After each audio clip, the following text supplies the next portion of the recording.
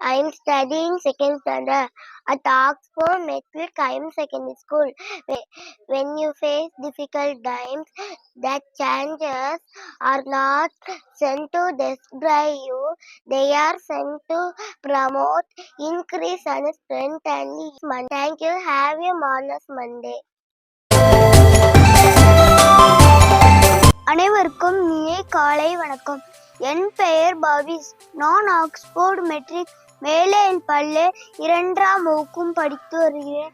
முயற்சி கரேனுக்கும் மூடம் கனவு கண்டது, காயம் கண்ட பிறகும் எதிர்த்து நின்றது, சீர்ந்து போகும் வரை துணிந்து நின்றது. அதன் கனவுகள் ஏனோ தோற்றுக்கலாம், ஆனால் அதன் இடைவிடா முயற்சி என்றும் நினைத்திருக்கும் வெற்றியில் அடையாளமாக. நன்றி.